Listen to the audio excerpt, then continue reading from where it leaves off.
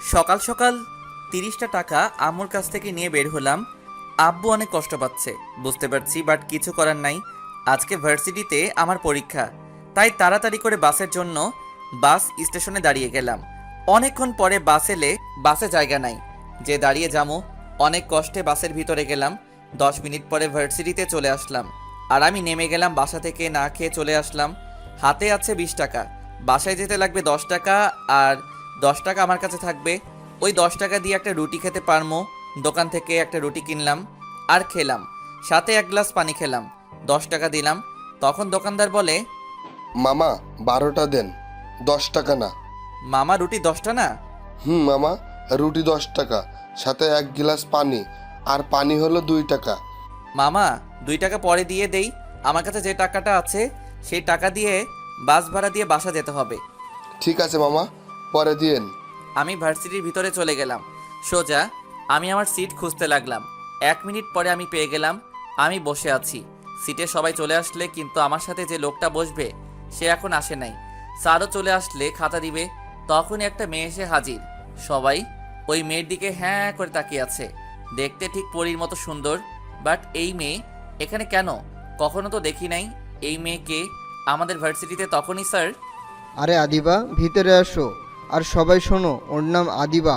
আজ থেকে সে তোমাদের সাথে পরীক্ষা দিবে আর সে তোমাদের সাথে পড়বে। যাও, তোমার সিটে গিয়ে বসো। মেয়েটা এসে আমার সাথে বসলে, আমার সাথে বসতেই তার একটু সমস্যা হচ্ছে, তা আমি বুঝতে পারছি।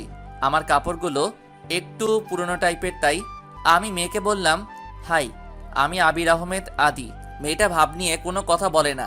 তখন বুঝলাম মেয়েটা বড়লোকের দোলানি, তাই এত ভাব। স্যার খাতা দেওয়া শুরু করলে, সাথে প্রশ্ন। সবাই লিখতে শুরু করলে, আমি আমার মতো করে লিখছি। সবাই এক্সট্রা পেপার নিচে, আমি শুধু তাকিয়ে তাকিয়ে দেখছি আর ভাবছি কি এমন লেখছে তাদের এত এক্সট্রা পেপার লাগে। আমার তো আরও অনেক পৃষ্ঠা বাকি আছে।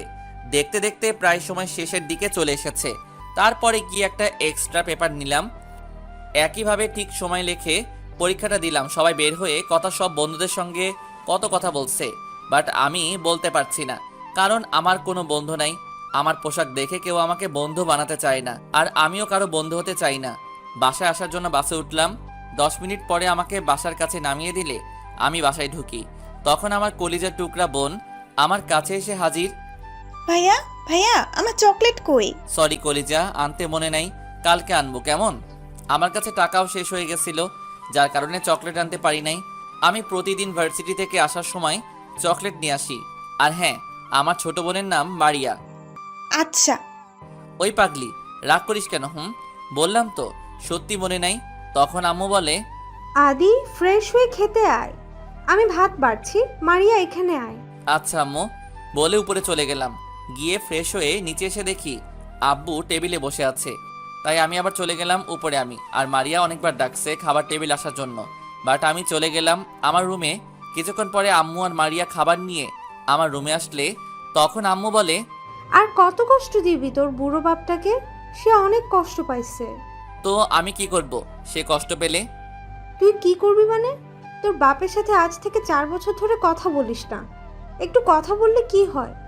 সে না হয় একটা ভুল করেছে, তাই বলে তুই আর তার একমাত্র ছেলে হয়ে তার সাথে কথা বলিস না, তার দেওয়া কোনো গাড়ি বা পোশাক নিচ্ছিস না, সবসময় পুরান পোশাক পরে ভার্সিটিতে যাস, তারও আবার লোকাল বস দিয়ে তোর বাপের অনেক কষ্ট পায়। কার জন্য সে এত টাকা ইনকাম করে বল? আমি কি তাকে বলছি যে আমার টাকা লাগবে বা আমার জন্য টাকা ইনকাম করতে? আমি কোনো কিছু বলি নাই। আর আমি তো এই বাড়ি থেকে চলে যেতে চাইছিলাম, শুধু তোমার অনুরোধটা আমি ফেলতে পারি না। আম্মু কি সব বলে আগের কথা? ভাইয়াকে আগে খাবার দাও তো। আম্মু আমাকে খাবার দিলে আমি চুপচাপ করে খাবার খেয়ে বাসা থেকে বের হলাম। মাঠে গেলাম খেলতে, অনেকদিন পরে খেলতে গেলাম। আমাকে মাঠে দেখে এলাকার ছোট ভাইরা অনেক খুশি হলে সবাই আমার কাছে আসলে, আর সবাই বলছে, ভাই এতদিন পরে আপনি মাঠে আসলেন। আমি বললাম তাহলে চলে যাই আমি। আসলে আমাকে সবাই সম্মান করে। আব্বুর জন্য আমার পরিচয়টা দিয়ে নেই, আমি আবির আহমেদ আদি, আদি গ্রুপের মালিক। আব্বু হলো দেশের 10 জন ধনীদের মধ্যে একজন। আর একটা ছোট বোন আছে, নাম মারিয়া। আপনারা তো জানেন আমি আমার বোনকে অনেক ভালোবাসি। আম্মু বাসায় থাকে, আমাদের জন্য মজার মজার রান্না করে। আমাদের বাসা সবাই ঢুকতে পারে না। গেটের সামনে একটা লক আছে, যা চোখের ফিঙ্গারে বা আঙুলের চাপের মধ্যে খুলে বা দারোয়ান দিয়ে খুলাই, কারণ আব্বু অনেক শত্রু আছে, যদি কোনো ক্ষতি করে। তাই মাঠে সবার সাথে অনেকক্ষণ ক্রিকেট খেললাম। ভালো লাগলে সন্ধ্যার সময় বাসায় গেলাম, গিয়ে হাত মুখ ধুয়ে পড়ার টেবিলে বসলাম। অনেকক্ষণ পড়ার পরে আম্মু এক গ্লাস দুধ আর কিছু হালকা নাস্তা দিয়ে গেলে আমি ওইগুলো খেয়ে আবার পড়তে বসলাম। পড়তে পড়তে 11টা বেজে গেছে। আম্মু আমাকে পড়ার টেবিলে থেকে তুলে নিয়ে খাবার টেবিলে বসালে খাবার খেতে আমি হাত ধুয়ে খেতে বসলাম। আম্মু আমাকে বেড়ে দিলে আমি খেয়ে আবারও পড়ার টেবিলে গেলাম। পড়তে পড়তে পড়ার টেবিলে ঘুমিয়ে গেলাম। সকালবেলা ঘুম থেকে উঠে ফ্রেশ হয়ে হালকা নাস্তা করে বের হলাম বাস স্টেশনে, কিন্তু আজকে আর বাস আসছে না। কি করা যায়? দেখলাম একটা গাড়ি আসছে, আমি সিগন্যাল দিলাম। গাড়িটা থামালে আমি বললাম যে আমাকে একটু লিফট দেওয়া যায়। কোনো বাস পাওয়া যাচ্ছে না, আমার পরীক্ষা ভার্সিটিতে। আর তখন ড্রাইভার, আসলে ভাই, আমি তো ড্রাইভার। আমাকে বলা হয়েছে ম্যাডাম ছাড়া যেন আর কেউ এই গাড়িতে না ওঠে। পিছনে ম্যাডাম আছে, তাকে আপনি বলেন, দেখতে পারেন। ম্যাডামের কাছে যাই, গিয়ে দেখি এ কি, এ তো আদিবা। আমি বললাম প্লিজ একটু লিফট দেন, বাস পাওয়া যাচ্ছে না। ভাইয়া, আব্বু তোকে কি বলছে? ছোট লোকগুলোর কথা শোনার জন্য গাড়ি থামাইতেছো? আমার দেরি হচ্ছে, তাড়াতাড়ি চলো।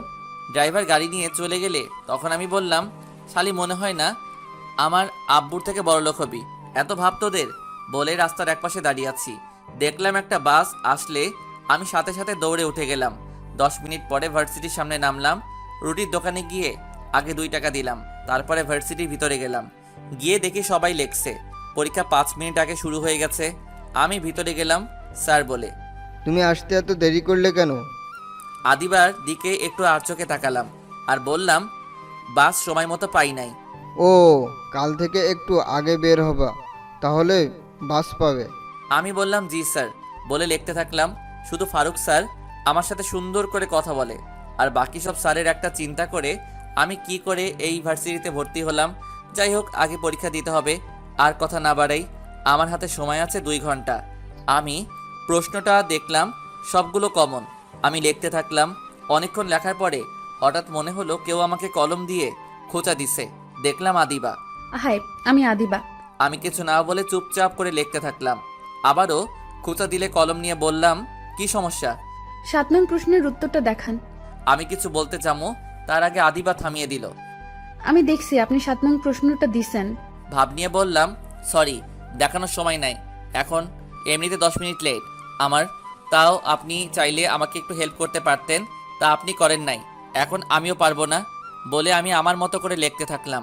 আর আদিবা গাল ফুলিয়ে বসে আছে। নির্ধারিত সময় পরীক্ষা শেষ হলে আমি পরীক্ষার হল থেকে বের হলাম। দেখলাম আদিবার আগে গাল ফুলিয়ে আগুন হয়ে গেছে। আমি পরীক্ষার হল থেকে বের হতে হতে আদিবা আমাকে ডাকে। আমি তার কাছে গেলাম। আদিবা বলে, তুই আমার সাথে এমন করলি কেন? আমি কি করছি আপনার সাথে? আমাকে একটু দেখালে কি হতো তোর? আপনাকে দেখালে তখন আমার খাতাটা নিয়ে নিত স্যার, তখন কি হতো? আর আমার 10 মিনিট লেট হয়েছে আসতে। তো কি হয়েছে? কি হয়েছে মানে? ধ্যাত, আমি চলে আসলাম। আবার ডাকলো আদিবা। ওই ফকিনের বাচ্চা, তোকে যেতে বলছি। আমি রাগকে কন্ট্রোল করতে পারি নাই, গিয়ে সাথে সাথে কয়েকটা বসিয়ে দিলাম গালে। ওই ফকিনের বাচ্চা, তোর সাহস কত তুই আমাকে থাপ্পড় মারলি? আবারও 2টা বসিয়ে দিলাম। চুপ, একেবারে চুপ। আরেকবার বললে তোর খবর আছে। ফকিনীর বাচ্চাকে কেন? তুই, তোর পোশাক দেখলে বোঝা যায় তুই কেমন ফ্যামিলির ছেলে। পোশাক দিয়ে কাউকে বিচার করতে নাই, কার মধ্যে কি আছে কেউ বলতে পারে না। তুই আমাকে মারার সাহস কোথায় পেলি? এখনই আমি প্রিন্সিপাল স্যারের কাছে বিচার দেব তোর নামে। দেখ তোর কি হাল করি আমি। প্রিন্সিপাল আমার আব্বুর বন্ধু। মেয়েদের একটা স্বভাব, কোনো কিছু না পারলে আরেকজনের ক্ষমতা দেখায়, পারলে নিজের যোগ্যতা কিছু করে দেখা। ওকে ওকে, আমি আমার যোগ্যতা দিয়ে আমার প্রতিশোধ নিমু, যা। আমি চলে আসলাম ভার্সিটি থেকে। আজকে ছোট বোনের জন্য চকলেট দিতে হবে, তাই আজকের বাসে না গিয়ে হেঁটে হেঁটে বাসায় আসলাম। ছোট বোনের চকলেট নিয়ে আমি বাসায় এসে কলিং বেল দিতেই ছোট বোন এসে দরজাটা খুলে দিলে আমি মারিয়ার হাতে একটি চকলেট দিয়ে আমার রুমে গেলাম। গিয়ে ফ্রেশ হয়ে নিচে আসলাম। আম্মু আমার জন্য খাবার বেড়ে রাখছে, আমরা একসাথে খাবার খেলাম। বাট মারিয়া মন খারাপ। আমি বললাম, কি রে, তোর মন খারাপ কেন? ভাইয়া, কাল থেকে তুই আমাকে সাথে করে নিয়ে আসবি স্কুল থেকে। আচ্ছা, তা না হয় করবো, কিন্তু সমস্যাটা কি সেটা বলবি তো? ভাইয়া স্কুলের সামনে কিছু পকেটের ছেলে আছে, আমাকে বাজে বাজে কথা বলে। আমার রাগটা আরও বেড়ে গেলে, আচ্ছা তুই আমাকে একটু দেখিয়ে দিস তো কারা এই ছেলে পেলে। এখন গিয়ে ঘুমা যা। আমি রুমে চলে আসলাম, রাগে মাথা গরম হয়ে আছে। আমি মারিয়া স্কুলে এক ফ্রেন্ডের ভাইকে কল দিলাম, দিয়ে বললাম যে তার ছোট ভাই তামিমকে যেন ফোনটা দেয়। সে তার ভাইকে ফোনটা দেয়। আমি জানতে চাইছি ছেলেগুলো কে। তারপরে সে বলে, আমি সাথে সাথে পিস্তল নিয়ে বের হলাম বাসা থেকে। আমার লাইসেন্স করা পিস্তল আছে, আব্বু আমার জন্য সুরক্ষার জন্য এইটা আমাকে দিছে। আমি সোজা চলে গেলাম স্কুলের সামনে গিয়ে দেখি ওরা সবাই বসে আছে। দেখে সাথে সাথে 2-3টা বুলেট ছাড়লাম। সবগুলো ভয় চুপ করে দাঁড়িয়ে গেলে একটা লম্বা চুলওয়ালা সে চিল্লাচিল্লি করতে শুরু করে। আমি তার পায়ে গুলি করি, সাথে সাথে সে নিচে পড়ে গেলে সবাই বলছে আমি কেন গুলি করছি। আমি কোনো কথা না বলে সবগুলোকে ইচ্ছে মতো মারলাম। এক একটার অবস্থা অনেক খারাপ, তারপরেও একই কথা বলছে তাদেরকে কেন মারছি, বাট কেউ ভয়ে জোরে জোরে কথা বলে না। আমি বললাম, শালা বাচ্চু, তোরা আমার বোনকে খারাপ নজরে দেখোস আর উল্টোপাল্টা কথা বলিস, আজকে তোদের মাস্তানি করা একেবারে বের করব। বলে ওদের হাতে আর মুখে ইচ্ছে মতো মারছি। তখনই পুলিশ আসলে, এই ছেলে, তুমি পিস্তল কই পেলে আর সবাইকে এইভাবে মারছো কেন? সবগুলো ছেলে বলে, স্যার আমাদেরকে বাঁচান, এই ছেলে আমাদেরকে মেরে ফেলবে স্যার। ওদেরকে মেরে ফেলবো বলে আর 2-1টা লাথি মারলাম। রাগ আমার কমছে না। ওই ছেলে, ঠান্ডা হও আর বলো কি হয়েছে। আর পিস্তলটা আমাকে দাও, তোমার পরিচয় বলো, না হলে তোমার বিরুদ্ধে মাস্তানি করার কারণে মামলা হবে। আমি আবির আহমেদ আদি। বাবার নাম বললাম, তাতে পুলিশ বুঝতে পারছে। আর বললাম, ওরা আজকে আমার বোনকে ইফটিজিং করছে। শুধু আমার বোনকে না, আরও অনেকের বোনের সাথে করে। আমার আব্বুকে কল দেয় আর আমার সম্পর্কে বলে, তারপরে আরও অনেক কথা বলে রেখে দেয়। তারপরে পুলিশ বলে, এইগুলো বেঁচে থেকে লাভ নাই, শালাদেরকে রাস্তার মধ্যে মেরে ফেলা দরকার। বলে 2-1টা লাথি দিলে আর আমাকে বলে, আজকে পর থেকে এখানে আর ইফটিজিং হবে না, এখানে 2 করে পুলিশ থাকবে সব সময়। আর তুমি তোমার পিস্তলটা নিয়ে বাসায় যাও আর স্যারকে কিছু বলবেন না। ভাই, যদি স্যারকে বলেন তাহলে আমার চাকরি নাও থাকতে পারে। আব্বুকে কিছু বলবো না, বাট নেক্সট টাইম যদি কোনো মেয়ে ইফটিজিংয়ের শিকার হয় তাহলে তার পরিণতি অনেক খারাপ হবে। বলে চলে আসলাম বাসায়। সোজা রুমে চলে গেলাম, ঘুমানোর চেষ্টা করলাম। কিছুক্ষণ পরে আব্বু বাসায় আসলে এসে আম্মুর সাথে চিল্লাচিল্লি শুরু করলে। কিছুক্ষণ পরে আম্মু আসলো আমার রুমে। আদি নিচে আয়, তোর আব্বু কথা বলবে তোর সাথে। নিচে গেলাম, সাথে সাথে আব্বু আমাকে 2টা চড় মারে। আমি চুপ করে দাঁড়িয়ে আছি। মাস্তান হয়েছে না, আমাকে তো খুনি বাবা বলবে যখন আমি রাস্তা দিয়ে বের হব। কেন মারামারি করছিস? খুনি বাবা বলে কষ্ট হবে যদি রাস্তা লোকেরাই বলে ওই যে যাচ্ছে ধর্ষিতার বাবা যাচ্ছে দেখ, তখন কি ভালো লাগবে? যাদেরকে আমি মারছি তারা 2 ঘন্টা আগে মারিয়ার সাথে নোংরা নোংরা কথা বলছে, আরও অনেক ভাষার কথা বলছে। আর যখন মারিয়া তার ভাইকে বলে তাকে কিছু ছেলে নোংরা কথা বলে, তাকে সেভ করার জন্য তখন কোনো ভাইয়ের মাথা ঠিক থাকবে? আমি তাদেরকে মেরে ফেলতে চাইছিলাম, পুলিশ বাঁচিয়ে দিছে। আব্বু চুপ হয়ে গেছে আর সবাই বসে পড়লে মারিয়াকে বলল, মারিয়া, আদি যা বলছে তা কি সত্যি? জি আব্বু। আমি চলে আসলাম রুমে, মাথাটা ঠান্ডা ঠান্ডা লাগছে। ফোনটা বের করে ফেসবুকে ঢুকলাম, বাট ছদ্মনাম আইডি যাতে কেউ আমাকে খুঁজে না পায়। মাঝে মাঝে ফেসবুক চালাই, ভালো লাগে তাই। চোখে হালকা ঘুম আসলে তাই ফোনটা রেখে ঘুমিয়ে গেলাম। সন্ধ্যার সময় ঘুম থেকে উঠে ফ্রেশ হয়ে হালকা নাস্তা করে পড়তে বসলাম। অনেকক্ষণ পড়ার পরে আম্মু ডাকলে খাবার খেতে আমি নিচে গেলাম। দেখলাম আব্বু আছে। আমি আবার উপরে চলে আসতে যাব, তখন আম্মু বলে, আদি, তোর আব্বু কি জানি বলবে আজকে, তাই তোকে ডাকছে আজকে। তাই আর কিছু না বলে চেয়ার টেনে মারিয়ার পাশে বসলাম। আম্মু খাবার বেড়ে দিলে সবাই খাচ্ছে। হঠাৎ করে আব্বু বলে, আমি মারিয়ার দিকে তাকালাম, দেখলাম মারিয়া রাজি না। তাই আমি বললাম যে এখন মারিয়ার বিয়ে দেওয়ার দরকার নাই, মারিয়া আগে এসএসসি পরীক্ষা দিবে, তারপরে ভাবা যাবে। তার আগে মারিয়ার বিয়ের কথা যেন না ওঠে। আমার সোজা কথা। রাতে খাবার খেয়ে রুমে এসে শুয়ে পড়লাম। পড়তে ভালো লাগছে না, ঘুমের দেশে হারিয়ে গেলাম। আর একটা মধুর স্বপ্ন দেখলাম। হঠাৎ করে কেউ এসে আমাকে ডাকতে থাকে আর স্বপ্নের 12টা বাজিয়ে দিলে দেখলাম মারিয়া। আমি বললাম, কি সমস্যা? ভার্সিটিতে যাবি না তুই? যাব, মাত্র শুইলাম, এর মধ্যে তুই চিল্লাচিল্লি লাগিয়ে দিলে। কি গাঁজা খেয়ে ঘুমাস নাকি? এখন বাজে 9টা, সময় আছে আর 1 ঘন্টা তোর হাতে। কি করবি দেখ। কি তুই? আরে আগে ডাকবি না আমাকে? বলে এক দৌড়ে বাথরুমে চলে গেলাম। তাড়াতাড়ি করে ফ্রেশ হয়ে এসে দেখি মারিয়া রুমের সবগুলো বাজ করছে। আমি তাড়াতাড়ি করে শার্ট প্যান্ট পরলাম আর রুম থেকে বের হলাম। নিচে এসে হালকা কিছু খেয়ে আমার কাছ থেকে 30 টাকা নিয়ে বের হলাম। বাসা থেকে বাস স্টেশনে গিয়ে দাঁড়ালাম। বাস চলে আসলে আমি বাসটা ভিতরে গেলাম, গিয়ে দেখি সিট খালি আছে। আমি সিটে বসলাম। 10 মিনিট পরে চলে আসলাম ভার্সিটিতে। যখন আমি ভার্সিটিতে ঢুকবো তখনই একটা লোক বলে, এই ছেলে দাঁড়াও, তুই আজকে পরীক্ষা দিতে পারবি না। দেখলাম লোকটা পিছে কিছু লোক আছে, দেখে বোঝা যাচ্ছে মাস্তান হবে। আমি বললাম, কেন, কি করছি আমি? তুই কিছু করিস নাই, বাট তুই ভার্সিটিতে যেতে পারবি না, পরীক্ষা দেওয়া লাগবে না, তো তুই বরং বাসায় চলে যা। না বড় ভাই, আমি পরীক্ষা দেব। আপনারা যদি এমন করেন তাহলে আমি পুলিশ ডাকবো। আমাকে পুলিশের ভয় দেখাস না, এই নে পুলিশকে ফোন দে তুই। আমার হাতে ফোনটা দেয়। আমি লোকটা ফোনটার হাতে নেই, দেখলাম আদিবাকে হাসতে হাসতে ভার্সিটির ভিতরে চলে গেলে তার মানে আদিবা এই লোকগুলোকে পাঠিয়েছে। আমি ওদের ফোনটা হাতে দিয়ে আমার ফোনটা দিয়ে কল দিলাম ডিআইজিকে, আর সব খুলে বলি যে আমাকে ভার্সিটিতে কিছু লোক ঢুকতে দেয় না। তখন ডিআইজি আঙ্কেল বলে, ওই থানা পুলিশ পাঠিয়ে দিচ্ছি, আমি তোমার কোনো সমস্যা হবে না। ডিআইজি হলো আমার বাবার বন্ধু। আমি বললাম, ওকে আঙ্কেল, তাড়াতাড়ি পাঠিয়ে দেন, আমার পরীক্ষার সময় কম আঙ্কেল। বলে ওকে আর ওই লোকগুলো হাসছে আর বলছে, আরে পুলিশ আমাদের দেখলে সালাম দেয়, তুই পুলিশকে ফোন দিয়ে ওকে, পুলিশে আসলে তোকে আবার মামলা বলবো ঢুকিয়ে দিতে। আমি চুপ করে দাঁড়িয়ে আছি। 7 মিনিটের ভিতর পুলিশ চলে আসলে এসে আমাকে বলে, তুমি আবির আহমেদ আদি? জি। আর ওরা আমাকে ভার্সিটিতে ঢুকতে দিচ্ছে না। তখন পিছন থেকে একটা লোক পুলিশকে বলছে, আরে স্যার আপনি কেন এসেছেন, আর যখন এসেছেন তখন একে ধরে নিয়ে যান আর একটা মামলা দিয়ে 5 বছরের জন্য জেলে পাঠিয়ে দেন। সাথে সাথে পুলিশ ওই লোকটাকে একটা থাপ্পড় মেরে সবগুলোকে গাড়িতে তোলে। তখন একজন বলছে, ওসি তুই জানিস না তুই কাকে নিচ্ছিস, আর এই ছেলে আমি 1 ঘন্টার মধ্যে আবারও আসবো, আমার পাওয়ারের সম্পর্কে ধারণা নাই। তোর নিজেরও ধারণা নাই তোরা আজকে কত বড় ভুল করছিস। তুই 1 ঘন্টা না 1 বছরেও মনে হয় না বের হতে পারবি। আমাদেরকে সরাসরি ডিআইজি পাঠিয়েছে, আর ওই ছেলে ও কোনো সাধারণ ছেলে মনে হয় না, ওদেরও অনেক পাওয়ার আছে। মনে হয় তোরা এখন হারে হারে টের পাবি জেল কি জিনিস। স্যার আসার সময় কিছু ফকির আর একটা ফকিরনির সাথে দেখা। ফকিরগুলোকে আমি নিজের দায়িত্বে তাদের ঠিক জায়গায় পাঠিয়ে দিয়ে এসেছি, বাট ফকিরনিকে পারলাম না। তার স্বভাবটা ছিল ডাস্টবিনের ময়লা খাওয়া। একটু আর চোখে তাকালাম আদিবার দিকে, দেখলাম রাগে রুচির মতো ফুলছে। সময় হয়েছে, সবাই সোজা হও। বলে খাতা আর প্রশ্ন দিয়ে দিল। সবাই প্রশ্ন পেয়ে খুশি, সবাই লেখছে, আমিও লেখছি।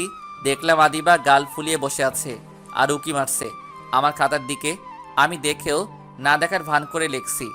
আদিবা কিছুক্ষণ এদিক ওদিক করে সে নিজে লেখা শুরু করছে। তাকিয়ে তাকিয়ে দেখতে থাকলাম আদিবার দিকে। এত সুন্দর নিষ্পাপ একটা মেয়ের এত বেশি অহংকার দেখলে কেমন কেমন লাগে। যাই হোক, আবারও লেখা শুরু করলাম। সময়ের আগে পরীক্ষা শেষ করে ফেললাম, কিন্তু আদিবা পারে নাই। আদিবা মন খারাপ করে আছে, কি আর করার, পরীক্ষা সবগুলোর উত্তর দিতে পারে নাই। আর আদিবার জন্য ভার্সিটির অনেকেই পাগল। আদিবা দেখতে যেমন, তার চেহারাটাও ঠিক তেমন, একটা মায়া মায়া ভাব আছে। আমি পরীক্ষা দিয়ে পরীক্ষার রুম থেকে চলে আসলাম। মাঠে এক কোণে দাঁড়িয়ে আছি, আর আদিবা দাঁড়িয়ে আছে অনেকগুলো ফ্রেন্ডের সাথে, কারণ আদিবার মতো ওরাও বড় লোক। আর আমি নর্মাল পোশাক পরি বলে আমার বন্ধু নাই, আর আমি কাউকে বন্ধু বানাতেও চাই না। আমার বন্ধু একজনই ছিল, আকাশ। আকাশ হলো আমার একমাত্র বন্ধু, যাকে আব্বু অনেক অপমান করে আর আমার জীবন থেকে হারিয়ে যায়। সেই কারণে আমি বাসা থেকে চলে যেতে চাইছিলাম, পারি নাই আম্মু আর মারিয়ার জন্য। কিন্তু আব্বুর সাথে সেই দিন থেকে কথা বলা বন্ধ করে দিছি। হঠাৎ করে আদিবা আমার সামনে, কি রে ছোট লোকের বাচ্চা, তোকে আজকে কেমন মার দিল আমার লোকেরা? আর পরীক্ষার হলে আসলি কি করে তুই? মার না সেই লেভেলের মাইর, বাট আমার উপর না, ওদের উপর হচ্ছে। এখন কি ফকির নিমার্কা মাস্তান আনিস যা আমার কাছে চুলের মতো ফু দিলে উড়ে যায়। তুই ছোট লোক বলে তোর কোনো ফ্রেন্ড হয় না, দেখ আমার কত ফ্রেন্ড। তুই ঠিক বলছিস, বাট আমার তো মনে হয় তুই আমার থেকেও ছোট লোক। বলে চলে আসলাম। আদিবা অনেকবার ডাকছে এই বলে যে ছোট লোককে আমি রাস্তায় চলে আসলাম আর বাস পেয়ে গেলাম। বাস দিয়ে চলে আসলাম। বাসায় এসে কলিং বেল দিতেই সাথে সাথে দরজা খুলে দিলে মারিয়া। আমি উপরে চলে গেলাম, গিয়ে ফ্রেশ হয়ে নিচে আসলাম। খাবার খেতে গিয়ে দেখি ওমা আমার পছন্দের খাবার রান্না করছে, বিরিয়ানি। তাড়াতাড়ি করে বিরিয়ানি প্লেটে নিলাম। তারপরে মারিয়া আম্মু নিলে সবাই 1 প্লেট খেতে খেতে আমি 2 প্লেট মেরে দিলাম। তখন মারিয়া বলে, হাম্মু, এই ছেলে তো রাক্ষস, আমরা 1 প্লেট খেতে পারছি না, আর এই ছেলে তো 2 প্লেট খেয়ে ফেলাইছে। চুপ কর, আমার ছেলেটা না খেতে খেতে চিকন হয়ে গেছে, আর 2 প্লেট কেন? আদি বাবা, তুই আরও 2 প্লেট খা বাবা। না আম্মু, আমি আর খাবো না। তোমার ডাইনি মেয়েটা খাবার না পেয়ে তো স্বামীর মায়েরকে চিকন হবে, রাক্ষসী একটা। আমার খাওয়া দেখতে পারে না। আম্মু, তোমার মেয়েকে বাসা থেকে বিদায় করবা কবে? না না, এত তাড়াতাড়ি আমি বিদায় হব না। আগে তুই বিয়ে করবি, তোর বউয়ের সাথে ঝগড়া করব, তারপরে আমি এই বাড়ি থেকে বিদায় হব। আমি কি পাগল নাকি? তোর মতো ডাইনিকে বাসায় রেখে আমি বিয়ে করব? না না, আমি এত পাগল না রাক্ষসী। ওই থাম, তোরা কি শুরু করছিস? কি ঝগড়া শুরু করছি নাকি? তোমার মেয়ে তো শুরু করছে, বাট তাকে বলে বন্ধ করতে। ওকে, বন্ধ করব, একটা শর্ত আছে। কি শত আবার? তার মানে তুই ইচ্ছা করে ঝগড়াটা শুরু করছ, তাই না? কি সত্তর? আমাকে আজকে বিকেলে নিয়ে বের হতে হবে। আজকে ঘুরতে ইচ্ছে করে অনেক, তাহলে ঝগড়া থামবে, না হয় আজকে সারাদিন চলবে। আদি যা, কবে থেকে মারিয়া বের হয় না? আর বিরিয়ানি কিন্তু মারিয়া রান্না করছে তোর জন্য। এই কাহিনী না? আচ্ছা যা, নিয়ে যাবো। এখন আর বিরক্ত করবি না ওকে, বলে রুমে চলে গেলাম। গিয়ে একটা ঘুম দিলাম, হালকা চোখটা লাগছে। তখনই মারিয়া এসে ডাকাডাকি শুরু করলে। ওই ফেয়া, ওঠ, ঘুরতে যাবি না? যাবো। কয়টা বাজে? 3টা বাজে। এই মেয়ে মাথাটা গেছে, ঘুরতে কি কেউ এই রোদের মধ্যে যায়? যাই, আমরা তো কাছে কোথাও যাচ্ছি না, আমরা দিয়া বাড়িতে যাবো। ওই জায়গায় যেতে অনেক সময় লাগবে না, আবার আসতে হবে না? কি? আব্বু জানলে কি করবে জানিস? কুত্তা, তোকে এই জন্য আমি বিরিয়ানি রান্না করে খাওয়াইছি। আমার বিরিয়ানি ফেরত দে, যাবো না তোর সাথে কোথাও। বিরিয়ানি কিভাবে দিমু? তুই এক কাজ কর, আমি বিরিয়ানি খেয়ে আসার পরে বাথরুমে চলে গেছি, তুই গিয়ে দেখ বাথরুমে পাস কিনা। রাগ তুললে কিন্তু পানি দিয়ে দিব তোর পুরো শরীরে। আমি বললাম ওকে, উঠছি, বাট তুই গিয়ে রেডি হ। বললে আমি বাথরুমে গেলাম, গিয়ে ফ্রেশ হয়ে নিচে আসলাম। আম্মুর থেকে কিছু টাকা নিয়ে নিলাম। দেখলাম মারিয়া চলে আসলে রেডি হয়। আম্মু থেকে বিদায় নিয়ে একটা সিএনজি নিয়ে চলে গেলাম দিয়া বাড়িতে। বাসা থেকে গাড়ি নিয়ে আসি নাই, কারণ আব্বু কোনো কিছু আমি চাই না। আসলে জায়গাটা অনেক সুন্দর। মারিয়াকে নিয়ে হাঁটছি, হঠাৎ মারিয়া বলে, ভাইয়া, ওই যে ফুচকার দোকান, আমি ফুচকা খামো, চল ভাইয়া। মারিয়াকে নিয়ে আমি চলে গেলাম ফুচকার দোকানে। মারিয়া একটা ফুচকার অর্ডার দিলে আমি ফুচকা খাই না। মারিয়া জানে মারিয়া খাচ্ছে, মাঝে মাঝে আমাকেও একটা করে খাওয়াই দিচ্ছে। আসলে ভাই বোনের ভালোবাসাটা অন্যরকম হয়। সারাটা বিকাল মারিয়াকে নিয়ে হেঁটে হেঁটে আমার পায়ে ব্যথা করছে। আমি মারিয়াকে বললাম চল বাসায় যাই, বলে মারিয়াকে নিয়ে বাসায় চলে আসলাম। এসে দেখি আব্বু সোফায় বসে আছে। আমাদেরকে দেখে আব্বু বলতে লাগলো, আমার এতগুলো গাড়ি কার জন্য কিনেছে? বেড়াতে গেলে বাসা থেকে একটা গাড়ি নিয়ে যেতে পারলে না? কাদের জন্য আমি টাকা কামাই করি? আপনাকে কেউ বলে নাই যে আমাদের টাকা লাগবে, আপনার টাকা আপনার কাছে রাখেন। বলে রুমে চলে আসলাম। আর আব্বু চিল্লাচিল্লি শুরু করে দিলে আমি ফ্রেশ হয়ে পড়ার টেবিলে বসলাম। আমি সোজা পড়ার টেবিলে চলে আসলাম। আব্বু চিল্লাচিল্লি করতে শুরু করলে আমি চুপচাপ করে বসে আছি। হঠাৎ রুমে আম্মু আসলে, এসে বলে, কি দরকার ছিল এত দেরি করে আসার? এখন তোর আব্বু চিল্লাচিল্লি করছে। আমি আম্মুকে বললাম এখন আমি পড়বো, তুমি যাও। বলে আম্মুকে পাঠিয়ে দিলাম। আর আমি পড়তে শুরু করলাম। কালকে পরীক্ষা হিসাব বিজ্ঞান, তাই ভালো করে পড়তে হবে, লিখতেও হবে। রাত ভরে শুধু লেখছি আর লেখছি। কখন যে পড়ার টেবিলে ঘুমিয়ে গেলাম। সকালবেলা কারো ধাক্কায় আমার ঘুমটা ভেঙে আমি দেখলাম মারিয়া। ওই, তোর না পরীক্ষা আর তুই এখন ঘুমাস? পরীক্ষা? আমার টেনশন তোর কেন? টেনশন তো আমারই থাকবে, কারণ আমি সব সময় চাই আমার ভাইয়া যে ভার্সিটির 1 নাম্বার হয়ে থাকে, 2 নাম্বার হতে যেন না হয়। এই কাহিনী না? আচ্ছা যা, দেখবি তোর ভাই 1 নাম্বার হবে। আচ্ছা যাও, এখন গিয়ে ফ্রেশ হয়ে নিচে আসো। 8:40 বাজে, আমি তোমার রুমটা গুছিয়ে দেই। ওকে। বলে বাথরুমে চলে গেলাম। গিয়ে গোসল করে এসে দেখি রুমটা গুছিয়ে বসে আছে মারিয়া। আমি রেডি হয়ে মারিয়া আর আমি একসাথে নিচে গেলাম। আমি নাস্তা করে বের হলাম। বাস স্টেশনে গিয়ে দাঁড়িয়ে আছি। বাস এলে আমি বাসে করে ভার্সিটিতে আসলাম। আজকে একটু তাড়াতাড়ি চলে আসলাম। মাঠে এক কোণে বসে আছি আর ভাবছি আকাশের কথা। আকাশ থাকলে না কত ভালো হতো। হঠাৎ করে একটা কাশির শব্দ হলে দেখলাম আদিবা আমার সামনে দাঁড়িয়ে আছে কিছু ফ্রেন্ড নিয়ে। আমি বললাম, সমস্যা কি আপনার? সমস্যা হলে তুই আচ্ছা বলতে তুই কেমনি এই ভার্সিটিতে ভর্তি হলি? তোর মতো ফকিনির পোলা তো এই ভার্সিটিতে চান্স পাওয়ার কথা না। সে আপনি না জানলেও চলবে। আপনি আমার পিছে পড়ছেন কেন? আর আপনি জানেন আমি ফকিনি না, কোটিপতির ছেলে। এমনিতে হতে পারে আমার বাবা 10 জনের একজন। হুমা বলে কি এই ফকিনের বাচ্চা? মানুষ রাতে স্বপ্ন দেখে, আর এই ফকিনের বাচ্চা তো দিনের বেলা স্বপ্ন দেখে রে। আমার রাত চেপে বসলে মাথা এই মাইয়া শুধু আমাকে ফকিনি বলে। এইটা শুনে আমি ক্লান্ত হয়ে গেছি। আজকে কিছু একটা করতেই হবে। থাপ্পড় দেওয়া যাবে না। একবারে যখন তার শিক্ষা হয় নাই তার আর হবেও না, তাই মনে মনে সিদ্ধান্ত নিয়ে ফেললাম। তার ফ্রেন্ডের সামনে তার ঠোঁটে কিস দিয়ে দিলাম। আদিবা অনেক জোরাজোরি করছে ছাড়ার জন্য। আমি শক্ত করে ধরে রাখছি। 30 সেকেন্ড পরে ছেড়ে দিছি আর বললাম, এখন কি করবি? এই ফকিনীর বাচ্চা, তোকে কিস করছে, এখন কি করবি? তোকে তো আমি দেখে নেব। যা যা, পারলে কিছু করে দেখাস। বলে চলে এলাম পরীক্ষার হলে। সময় আছে 10 মিনিট। একা একা বসে আছি। হঠাৎ করে একটা মেয়ে আসলে বলে, হাই, আমি জান্নাতুল ইসলাম ঈশা। আবির আহমেদ আদি। আমরা কি ফ্রেন্ড হতে পারি? না। কেন, কোনো সমস্যা? আদিবা আপনাকে আমার কাছে পাঠাচ্ছে প্রতিশোধ নেবার জন্য, তাই না? আপনার কি তাই মনে হয়? আর আমি কারো হুকুমের চাকর না, ওকে? ফ্রেন্ড হতে হবে না। ওকে ওকে, আপনি রেখে যাচ্ছেন কেন? আমরা এখন থেকে ফ্রেন্ড, ওকে? তাহলে তুই করে বলবি, আপনি না, ওকে?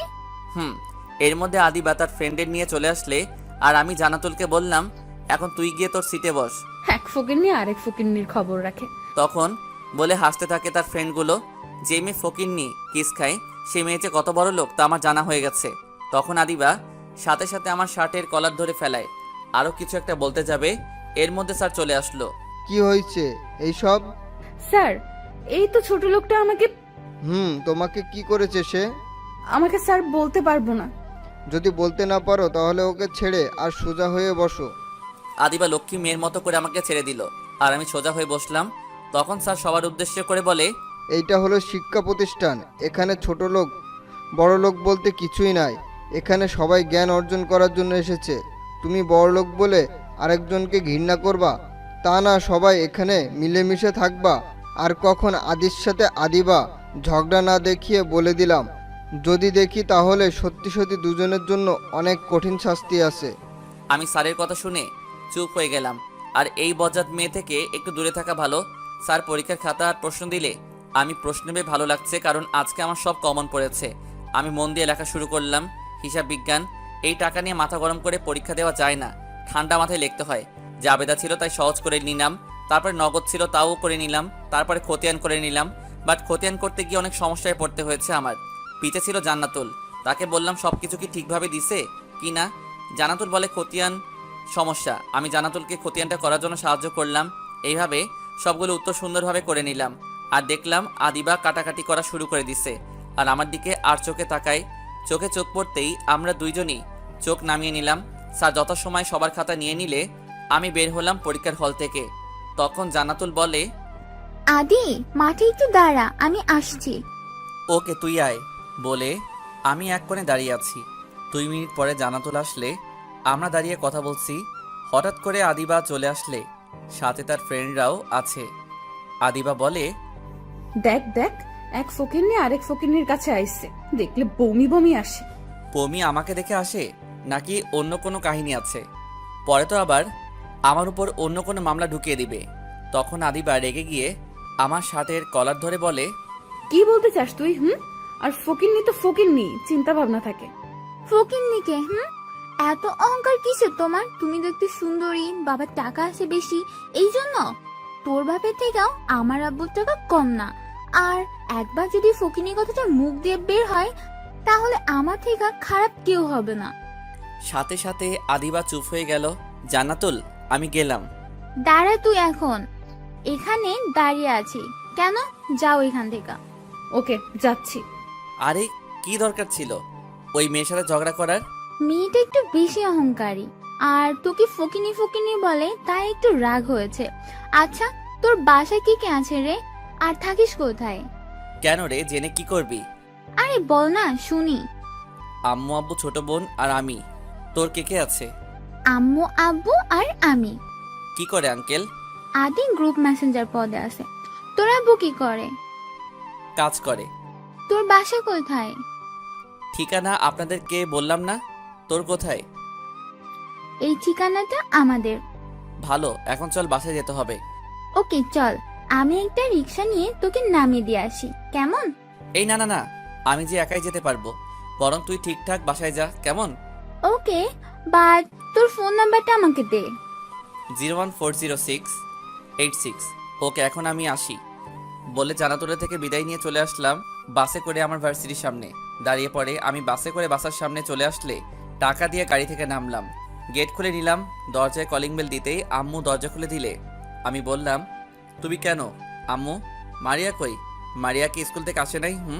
মারিয়া তো স্কুল থেকে ওই কখন এসেছে, কিন্তু সে তার রুমে মন খারাপ করে বসে আছে। কেন, কি হয়েছে ওর? কি জানি, কিছু বলছে না আমাকে। আম্মু, তুমি জানতে চাইবে না কি হয়েছে? দেখ, আমি যাচ্ছি ওর কাছে, তুমি খাবার সাজো টেবিলে। বলে মারিয়ার রুমে গেলাম। গিয়ে দেখি মারিয়া চুপচাপ করে খাটের এক কোণে বসে আছে। আমি বললাম, কি হয়েছে আমার রাক্ষসী বোনটাকে কে কি বলেছে? কি হয়েছে মারিয়া, আমাকে বল বোন আমার। মারিয়া আমাকে জড়িয়ে ধরে কেঁদে দিল। আরে আরে, আমার বোনটা কাঁদে কেন? কে কি বলছে বল আমাকে। ভাই, আজকে না সোহান নামের একটা ছেলে আমাকে প্রপোজ করছে। আমি রাজি হই নাই বলে আমাকে বলছে কালকে যদি আমি স্কুলে যাই আর ওর প্রপোজটা গ্রহণ না করি তাহলে নাকি আমাকে সে সবার সামনে অপমান করবে। সোহানটা কে আমাকে একটু বলতো। আমাদের স্কুলের সভাপতির ছেলে, অনেক বখাটে। আচ্ছা, এই জন্য তোর মন খারাপ তাই না? আচ্ছা চল, এখন খাবার খাবি, ঠিক আছে? পরে দেখছি কি করা যায়। তুই খাবার টেবিলে যা, আমি ফ্রেশ হয়ে আসছি। আমি যাচ্ছি, তুমি আসো। আর আমার চকলেটটা কই? চকলেট আগে একটা হাসি দে তুই, তারপরে পাবি। সবসময় কি হাসি আসছে নাকি? কিন্তু চকলেটের জন্য হলেও জোর করে হাসি দিতে হয়। আমি সেটা জানি। তোর হাসিটা দেখলে আমার ভালো লাগে বোন। তুই সবসময় এভাবে হাসি খুশি থাকবি, কেমন? আর এই নে তোর চকলেট। ভাইয়া, আমি নিচে যাচ্ছি, তুমি আসো। আমি বললাম আসছি বলে আমার রুমে গেলাম। গিয়ে দেখে একটা কল আসলে কলটা কেটে আমার এক বন্ধুকে কল দিলাম। তার বাসা মারিয়ার স্কুলের সাথে। আমি বললাম, বন্ধু, সোহানের সম্পর্কে কিছু বলবি আমাকে? কেন, কি হয়েছে একটু বলবি আমাকে? তেমন কিছু না। সোহান একটা বখাটে ছেলে, শুধু মেয়েদের পিছন পিছন ঘুরে আর প্রপোজ করে। রাজি না হলে মেয়েটার ইজ্জত হারাতে হয়। বাপের ক্ষমতা, টাকা আর পুলিশ, এইটার কারণে তাকে কেউ কোনো ক্ষতি করতে পারে না। ওকে বন্ধু, ধন্যবাদ তোকে, বাই। একটু বিজি আছি, পরে কথা বলবো। বলে কলটা কেটে দিলাম। বন্ধুর সাথে কথা বলার কারণটা হলো সোহানের ক্ষমতা সম্পর্কে জেনে নিলাম। আমাদের থেকে পাওয়া কম আছে। এর মধ্যে ফোনটা বেজে ওঠে। আমি রিসিভ করি। ওপাশ থেকে একটা কণ্ঠ ভেসে আসছে। কুত্তা, বান্দর, হনুমান, শয়তান, আমার ফোনটা কাটলি কেন? আরে কে আপনি? আমাকে বকছেন কেন? তোকে খুন করে ফেলবো, শয়তান পোলা। আরে আজব, কে আপনি? আগে নাম বলেন। এর মধ্যে মারিয়ার ডাকাডাকি। ভাইয়া, খেতে আয়। আমি এখন খাবো না, বাই। আরে আরে শোন, আমি জান্নাতুল। আরে খাচ্ছর মেয়ে, তুই আমাকে বকছিস তাই না? আচ্ছা দোস্ত, আমি আগে খেয়ে আসি, কেমন? ওকে যা, খেয়ে এসে আমাকে একটা কল দিবি, কেমন? বলে খেতে গেলাম। গিয়ে দেখি মারিয়ার আম্মু বসে আছে আমার জন্য। সবার সাথে খেয়ে এসে আমি একটা ঘুম দিলাম। সন্ধ্যার সময় ঘুম থেকে উঠে দেখি অনেকগুলো কল। জান্নাতুলের সাথে সাথে ব্যাক করলাম। সরি। রাখ তো সরি, তোকে যে বললাম কল দিবার জন্য, তার কি হলো? তুই কল দিছিলি আমাকে? তুই কল দিছিলি আমাকে? সরি রে, আমি ভুলে গেছিলাম, তাই সরি বললাম রে। ওকে। আর শোন, কালকে আমার সাথে দেখা করতে পারবি বিকেলে? ওকে, পারবো। কখন কোথায় আসতে হবে? আমি বলে দেবো তোকে। ওকে, বাই। তারপরে আমি চলে গেলাম আমাদের বাসার ছাদে। বিকালটা কাটালাম ছাদে, ভালো লাগলো। সন্ধ্যার সময় রুমে আসলাম। কাল থেকে ভার্সিটি বন্ধ কিছুদিনের জন্য, তাই রুমে ঘুমানোর চেষ্টা করছি। তখন আম্মু আসলে এসে বলে নাস্তা খেয়ে যেতে। আমি চলে গেলাম নাস্তা করতে। নাস্তা করে এসে বললাম আমাকে যেন আর ডাক না দেয়, বলে চলে আসলাম। রুমে এসে একটা ঘুম দিলাম। এ কি, একেবারে সকালে মারিয়ার ডাকে ঘুম ভেঙে গেলে মারিয়াকে নিয়ে স্কুলে যাব। মারিয়াকে নিচে পাঠিয়ে আমি রেডি হলাম, সাথে পিস্তলটাও নিলাম। আম্মুর কাছ থেকে কিছু টাকা নিলাম। মারিয়াকে নিয়ে স্কুলে আসলাম। বললাম তুই আগে যা, দেখবো ছেলেটা কে। ওকে। মারিয়া ঢুকলে আমি তার পিছু পিছু ঢুকলাম। আমি একটা সাইডে দাঁড়িয়ে আছি, মারিয়ার দিকে তাকিয়ে আছি। হঠাৎ করে একটা ছেলে মারিয়ার হাত ধরে ফেলায়। আমার তো রাগে মাথাটা আগুন হয়ে গেলে, আমার হাতের কাছে একটা লাঠি ছিল। দৌড়ে গিয়ে যে হাত দিয়ে মারিয়া হাত ধরে রাখছে, সেই হাতের মাঝে একটা বাড়ি দিতেই সে একটা চিল্লানি দিয়ে নিচে পড়ে গেলে আমি তাকে ইচ্ছে মতো মারলাম। স্কুলে সবাই আমার দিকে তাকিয়ে আছে। কোথা থেকে যেন কিছু লোক আসলে আমি পিস্তলটা হাতে নিয়ে একটা ফাঁকা আওয়াজ করতে সবাই চুপ হয়ে গেছে। সোহান ছেলেটাকে মারার পরে কিছুক্ষণ পরে একটা লোক আসলে আর সাথে পুলিশ লোকজন এসে সোহানকে বাবা বাবা বলে বুকে টেনে নিলে, আর আমাকে পুলিশ ধরে সাথে সাথে স্কুলের ভিতরে চলে আসলে আরেকজন। আর সে হলে কিছুক্ষণ পরে একটা লোক আসলে আর সাথে পুলিশ লোকটাকে এসে সোহানকে বাবা বাবা বলে বুকে টেনে নিলে আর আমাকে পুলিশের হাতে ধরিয়ে দিল। এই বলে যে আমি নাকি মাস্তানি করি, চাঁদাবাজি করি, আরও অনেক কিছু বলে। তখন সাথে সাথে পুলিশের আরও গাড়ি চলে আসলো। আমার রাগ কমেছে না শালা, আমার বোনের হাত ধরা পুলিশের হাতে থাকা অবস্থায় আরে দুই একটা লাথি মেরে দিলাম। তখন পুলিশ আমাকে মারতে যাবে, ঠিক তখনই ডিআইজি চলে আসলে আর জোরে বলে, থাম। আরে স্যার, আপনি এখানে বুঝতে পারছি। এই মাস্তানকে ধরার জন্য এসেছেন তাই না? সমস্যা নেই স্যার, ওকে আমরা ধরে ফেলেছি। চুপ করো, তোমাকে কে পুলিশের চাকরি দিচ্ছে? কেন স্যার, আপনি জানেন না আমাদেরকে সরকার চাকরি দিচ্ছে স্যাঁচড়াদের ধরার জন্য? ডিআইজি আঙ্কেল বলে, তুমি কাকে ধরেছো? সে মাস্তান। এর মধ্যে আরও কয়েকটা গাড়ি ঢুকলে স্কুলে দেখে বুঝে ফেলাইছি আব্বু এসেছে। আর ডিআইজি আঙ্কেলকে আব্বু পাঠাইছে। আব্বু গাড়ি থেকে নামতে পুরো স্কুলের মানুষের ভিড় পড়ে গেছে। আর যে পুলিশ আমাকে ধরে রাখছে সেই পুলিশ আমার হাত ছেড়ে দিয়ে আব্বুর কাছে চলে গেলে সেফটের জন্য আমি সেই সুযোগে সোহানকে আরও মারতে থাকলাম। আমার সব রাগ তার উপরে মিঠালাম। শালা আর সোহানের আব্বু এসে আমাকে ধরে রাখছে, মারতে দিচ্ছে না। আর আবার সেই পুলিশ এসে আমার হাত ধরতে যাবে, তখনই ডিআইজি আঙ্কেল এসে পুলিশ অফিসারকে দুইটা চড় মারে। স্যার, আমাকে মারলেন কেন? মাস্তানটাকে ধরবো না? ধরবেই তো, চাকরি থাকলে তো তুমি ধরবে, তাই না? ভালো লোক হয় মাস্তান আর মাস্তান হয় ভালো লোক। শুধু টাকা থাকলে, তাই না? এতক্ষণ যাকে স্টেপ করার জন্য ওই জায়গায় গিয়েছিলাম তার ছেলে হলো এই আদি চৌধুরী, আর সেই এই মাস্তান। না, মার খাওয়া লোকটা হয় ভালো লোক, সে সবসময় মেয়েদেরকে ইপটিজিং করে। আর আজকেও এই মামুনি যে এই দিকে আসতেছে, মারিয়া যায় তখন বলে এই হলো আদি, ছোট বোন মনে হয়। ওই যে যাকে স্টেপ করার জন্য গিয়েছিলাম তার মেয়েকে আজকে এই মেয়ের সর্বনাশ হয়ে যেত। কোনো ভাইয়ের সামনে তার ছোট বোন কলিজার টুকরা হাত ধরে টানাটানি করবে আর তার বড় ভাই তা দেখবে আর চুপচাপ থাকবে, তা ভাবলে কি করে হয়? এটাকে ছেলে না বাবা, বেটাকে এখানে শেষ করে দেওয়া উচিত। সাথে সাথে সোহান আর তার বাপ ডিআইজির পায়ে পড়ে যায়। ডিআইজি বলে, আমি কিছু করতে পারবো না, যাদের কাছে তুমি অপরাধী তাদের কাছে যাও। সাথে সাথে মারিয়া পায়ে পড়ে যায়। মারিয়া পা সরিয়ে নেয়, তারপরে আমার কাছে আসে, বাট সোহান আসে না। যদি আবার মারি, ভয় পেয়ে আসে না। তারপরে আস্তে আস্তে করে আমার পায়ে পড়ে, তখন একটা লাথি দিয়ে আমার সামনে থেকে সরিয়ে দেই আর বলি, যেখানে আমার বোন তোদেরকে ক্ষমা করে নাই সেখানে তোরা আমার পায়ে ধরতে এসেছিস। বলে আবারও মারতে যাব, তখন আব্বু বলে, থামাদি, এই কুকুরগুলোকে আর মারিস না, তাদেরকে পুলিশের হাতে তুলে দে, শেষ জীবনটা জেলে পচে মরুক। আমি থেমে গেলাম। পুলিশ ওদেরকে নিয়ে গাড়িতে উঠালে তারপরে যে পুলিশটা আমাকে ধরছে সে এসে আমাকে সরি বলে আর বলে, ওই লোকটা আমাকে এমনভাবে বলে যে আমার মাথাটা নষ্ট করে দিল, তাই তোমার সাথে খারাপ ব্যবহার করেছি। সরি ছোট ভাই। স্যার, আপনি আপনার জায়গায় ঠিক কাজটা করেছেন, বাট সত্যিটা না জেনে ভুলটা করেছেন। পুলিশ আঙ্কেল, বাপ বেটাকে এমন শিক্ষা দিয়ে ছাড়বেন যেন কোনো বাপ তার ছেলেকে এমন শিক্ষা না দেয়। এই স্কুলে অনেক মেয়ের জীবনটা নষ্ট করে দিয়েছে ওরা। তুমি চিন্তা করো না মামনি, ওদের কঠিন বিচার হবে। এই বলে পুলিশ চলে গেলে সব ছাত্রছাত্রীরা হাতে তালি দিয়ে আমাকে অভিনন্দন জানালে। আব্বু মারিয়াকে গাড়িতে উঠালে আমাকে উঠতে বলে।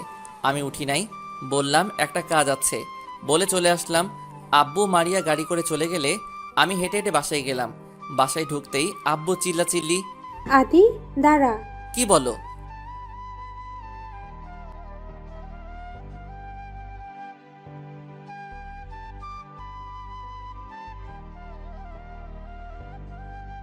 বোনের জন্য মারামারি করবো না তো কার জন্য করবো?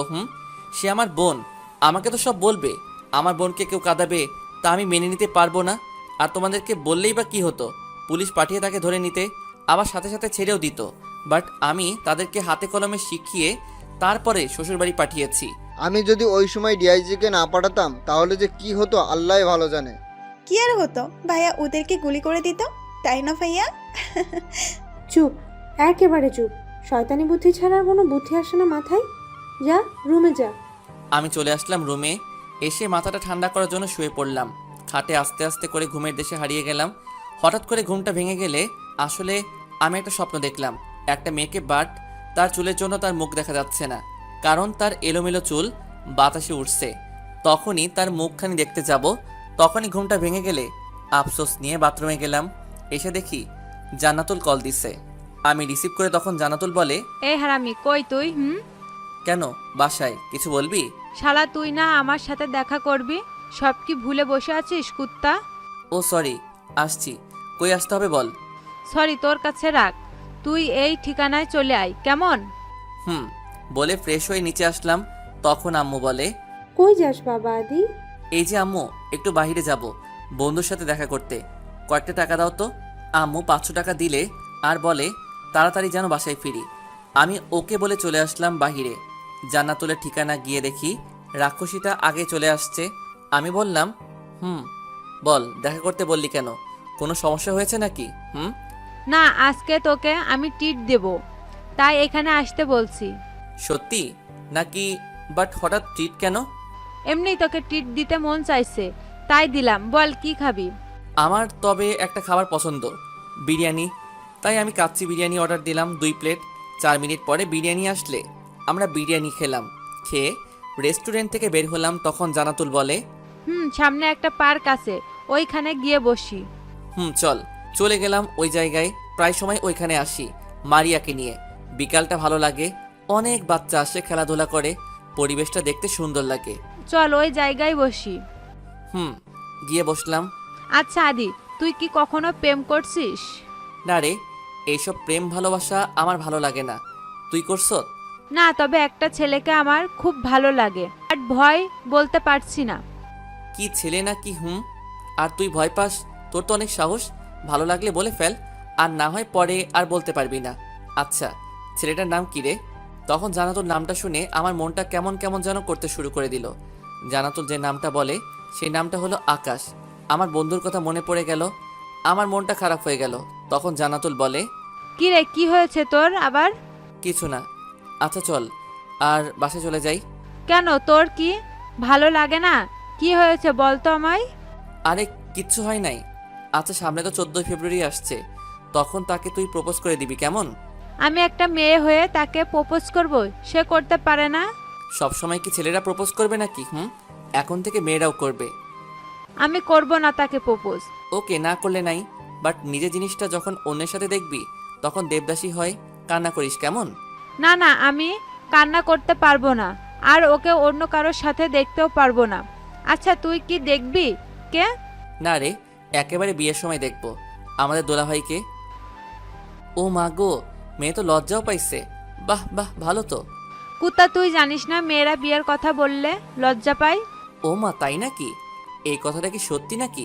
মেয়ে বিয়ের কথা শুনলে লজ্জা পাই? আচ্ছা চল, আজকে তুই আমাদের বাসায়। না রে, আমি বাসায় যেতে হবে এখন। আচ্ছা চল, আমি তোদের বাড়িতে যাব, আন্টি আঙ্কেল আর তোর ছোট বোনের সাথে পরিচয় হই। দেখ, তুই হলি বড় লোকের একমাত্র মেয়ে, আমার মতো সামান্য একটা ছেলের বাসা যাবি, তা মানায় না রে। কুত্তা, বন্ধুদের মধ্যে কখনো বড় লোক আর ছোট লোক হয় না রে। চল এখন আমি তোদের বাসায় যাব। তুই পাগল নাকি? তোকে আমার সাথে বাসায় নিলে আব্বু আম্মু আমাকে কতগুলো প্রশ্ন করবে, আমি বাবা এতগুলো উত্তর দিতে পারবো না। তোকে অন্য এক সময় নিয়ে যাব কেমন? আমি ইচ্ছা করে নিচে যাই নাই, আমি চাই না কেউ আমার পরিচয়টা জানুক। ওকে, বাট আমাকে নিয়ে যাবি কিন্তু। ওকে, আচ্ছা যা, নিয়ে যাব একদিন। এখন আমাকে যেতে হবে, সন্ধ্যা হয়ে আসছে। ঠিক বলছো, চল তোকে দিয়ে আসি আমি। না, আমি যেতে পারবো। তুই ওই যে রিক্সাটা থেমে আছে ওইটা দিয়ে চলে যা, আমি একটা বাসে করে চলে যাচ্ছি কেমন? আচ্ছা, তুই আমার সাথে রিক্সায় গেলে কি এমন হবে? কিছু হবে না, বাট আমি কোনো মেয়ের সাথে রিক্সায় উঠতে পারবো না রে, কেউ দেখলে আমার সমস্যা হবে। এই রিক্সা মামা যাবে এই ঠিকানা জায়গায়? মামা যাবো, তবে ভাড়া 10 টাকা বেশি দিতে হবে। ভাড়া 60 টাকা, আমাকে 70 টাকা দিতে হবে। ওকে মামা, সমস্যা নাই, চলেন। ওকে, আল্লাহ হাফেজ। বাসায় গিয়ে আমাকে কল দিস কেমন? বলে চলে আসলাম। রাস্তায় দেখলাম একটা ঝালমুড়ির দোকান, দেখে আমি চলে গেলাম ঝালমুড়ি খেতে। আমি বললাম, মামা ঝাল কম দিয়ে ঘুরি বেশি দিয়ে ভালো করে একটা বানিয়ে দেন। 1 মিনিট পরে আমাকে বানিয়ে দিলে আমি টাকা দিয়ে খেতে খেতে রাস্তা দিয়ে চলে আসলাম। দেখলাম একটা বাস থামিয়ে রাখছে, আমি দৌড়ে গিয়ে বাসটাকে ধরলাম, সাথে সাথে উঠে গেলাম।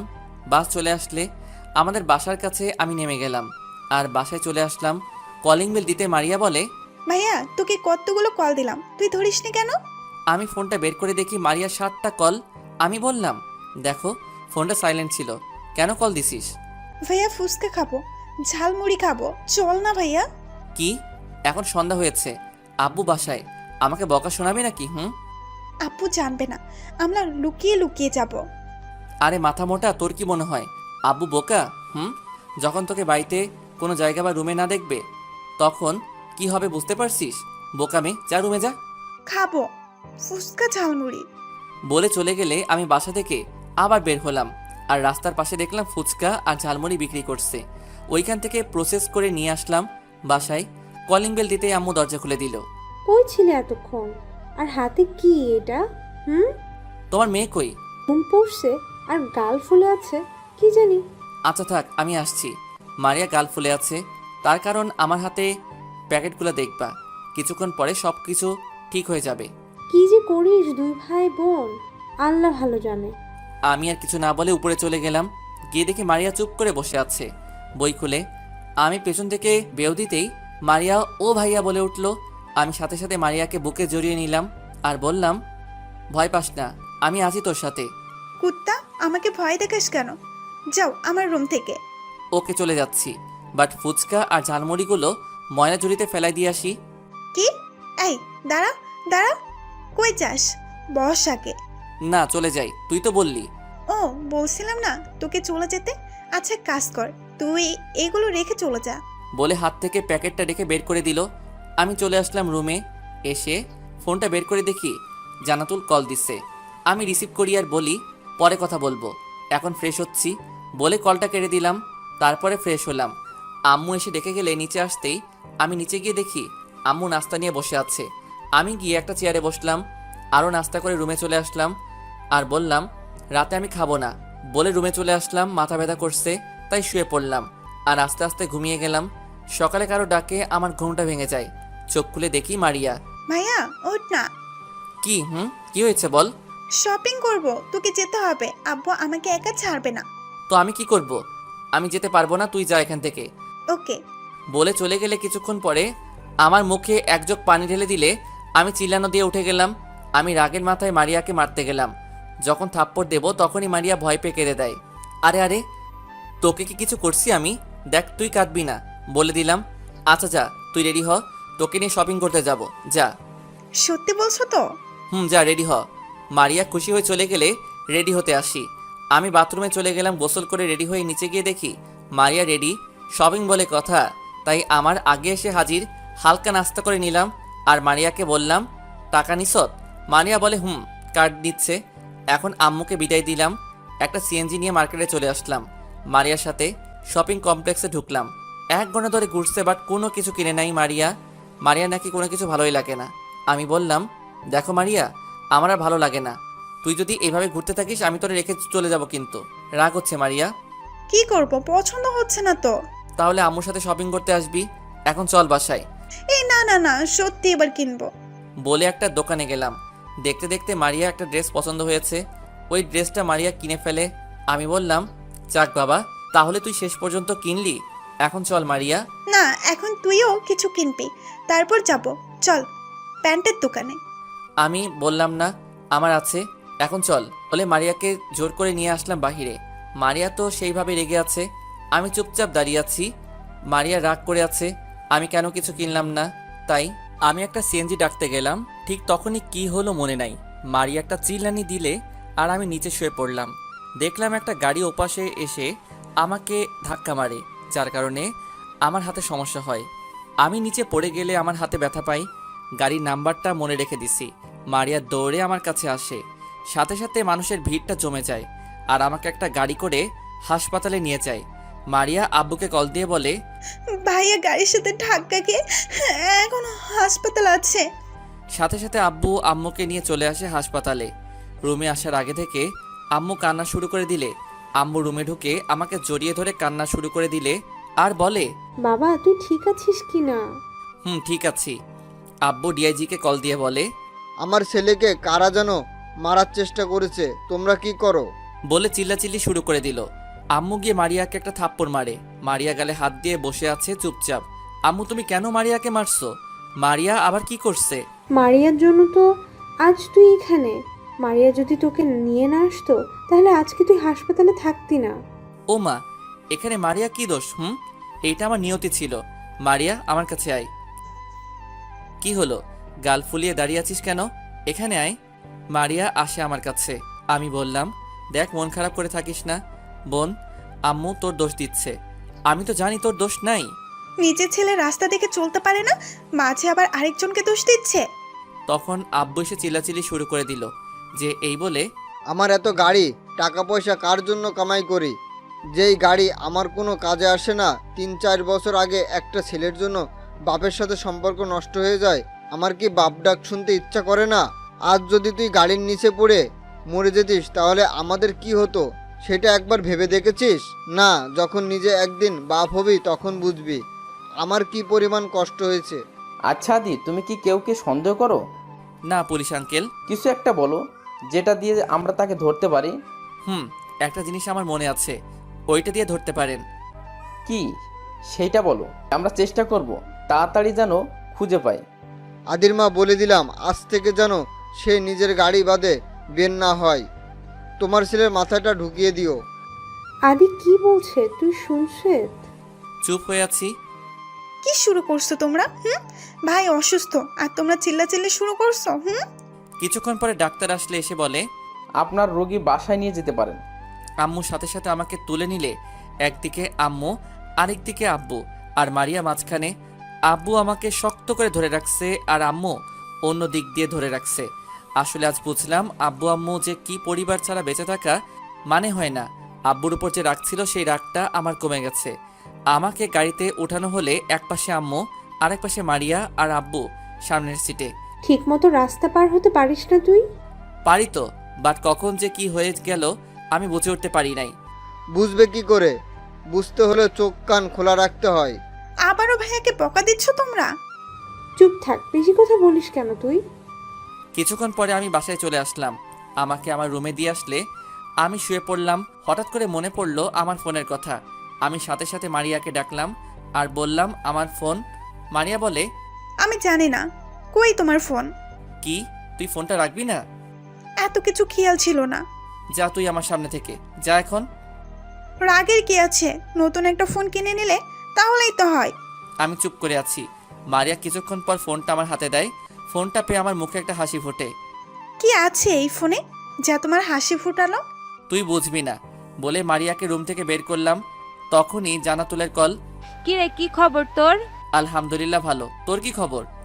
আলহামদুলিল্লাহ ভালো আছি। দেখা করতে পারবি আজ? না রে, এখন আর দেখা করা সম্ভব না। আচ্ছা পরে কথা বলি, আম্মু এসেছে বলে কলটা কেটে দিলাম। কি করিস? শুয়ে আছি। দেখলাম আব্বু আম্মু পিছে খাবার নিয়ে দাঁড়িয়ে আছে। আমি আমাকে শুয়ে থেকে তুলে দিলে আব্বু নিজের হাতে আমাকে খাবার খাওয়াই দিল। আসলে আব্বু আম্মু যে কি তা এখন বুঝতে পারছি। খাওয়া দাওয়া শেষ করে আমাকে শুয়াই দিল। এইভাবে কেটে গেল অনেক দিন।